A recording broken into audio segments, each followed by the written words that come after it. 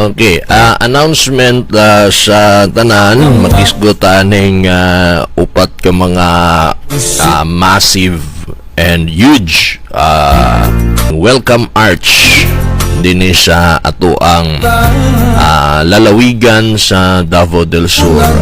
Aron nya dili ta masayop no ato ang pagsabot ni ini. Ato pong ipahibalot ni sa tanan no lakip na sa itong mga kaubanan. Kini siya nga proyekto ginatawag kini og welcome arch. Kay upat man welcome arches. Dili ni boundary marker. Okay? Welcome arch lang ni siya. Kung musulod to sa Davao del Sur, sa atong pagpangga sa atong mga kaigsuonan, mga turismo nga mo enter sa atong lalawigan, doon na tay welcome arch nya mo welcome kanila. Simbolo ka na nga inig-enter nila sa atong lalawigan, dunay pagmahal o pag-welcome o pag-abi-abi pag-welcome no sa ilaha, pinagi niya ng atuang nindot nga welcome arch o arko.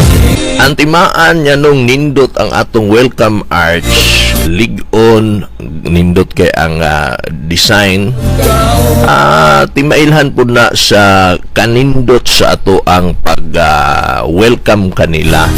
Ma-feel nila na ala nindutan ang ilang welcome arch. Oy, so naanay gibati nga nindot po no? Nakaingon mo silag nindot. So nindot ang pagbati, ang pag-welcome kanila sa atong mga kaigsuonan, labi na sa mga tourist. Kaya nisulod sila. Dili na siya boundary marker, ha?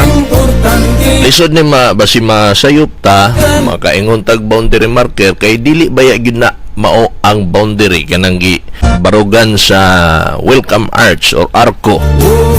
Dito sa unahan ana Davao del Sur pa ato pa ng boundary nya basi ilugon pa hinoon na kay dihara day kutob inyohang boundary sa Davao del Sur. Sige amo ana ni din nya ato pa di ay no. Example lang kanang welcome arch na to sa may Sarangani, di ba napod sila ilahang arko hapit na magdikit.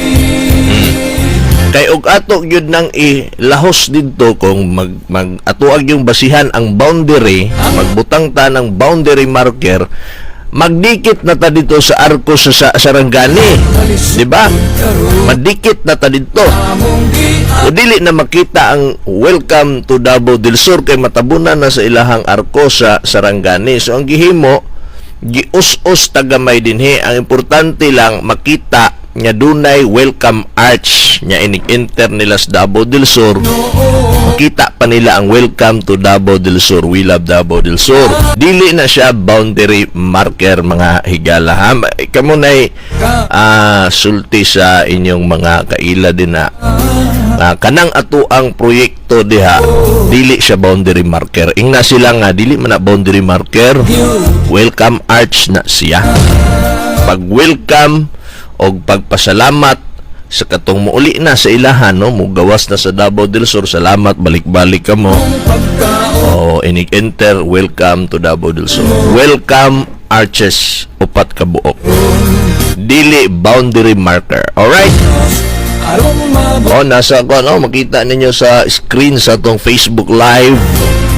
So at least mga pagpaklaro na to relay ko ani sa inyong mga kaparyintihan, mga taga Davao del Sur nga kanang welcome arch is only welcome arch, dili boundary marker no. Mga rason nganong nga kailangan yun natong ipahibalo ni sa mga tao nga dili ni boundary marker, dili na mao ang boundary sa Davao del Sur. Nganong dili man kay kung dinha kita magbutang og boundary marker sa katapusan gyud no, pinaka boundary gyud katapusan gyud sa Davao del Sur, dili pwedeng mabutangan og welcome arch or kung boundary marker man lang galing ang atong isgutan, kay sa boundary gyud dunay mga balay diha nga nagpuyo. Nya dili pwede natong bungkagon para ibutang natong atong welcome arch. Di ba? So mius-us ta. Mius-us ta nangita ta og kanang nindot presentable, maayo nga yuta, patag dili bakilid nga pwedeng kabarugan sa atong welcome arch. Nius-us ta. Nius-us ta kay dili manggod ni boundary marker. Welcome arch ni. Pag-welcome sa mga turismo nga musulod sa ato ang lalawigan o pagpasalamat kanila inigawas nila. Nay nakabutang nga dagang salamat, balik-balik kamo. Ana. Kay kung boundary marker lang ay barato ra na, pwede ra naggamay nga simento, ana magbutang lang kadiyag burag dakong lapida. Pwede ra natong asa na nato ibarog dito gyud sa pinaka boundary. Okay? Kay basig ma-misinterpret na to nya ang boundary marker na siya. Unya-unsa na lang tong distansya nya naa dinha nya dili man pwede na tong mabutang dito sa boundary kay na may mga balay dito. Makaingon na tong mga nagpuyo dito nga, oy, dili na dai mi taga Davao del Sur ani.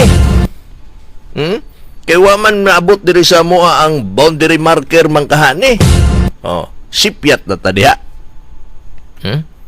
Lipay po kay tong ubang mga lugar siguro nga, uy, amuan na dayto kay dili day to ila. Kay naraman dito ang ilahang boundary marker, so amuan na lang ni, ha? Amo na ning angkunon. Oh, ang occidental, lipay kayo. 'Di ba? Dili na siya boundary marker, ladies and gentlemen, ha? Welcome arch na siya. Kung na may masipyat ato silang ingnon niya, oy dili man na boundary sa Davao del Sur, welcome arch man lang na siya. Okay? May nang masabtan gyud nato kung unsa na nga mga proyekto sa ato ang Kapitolyo. Pag welcome ka na, dili na siya boundary marker. Alright? At least klaro-klaro.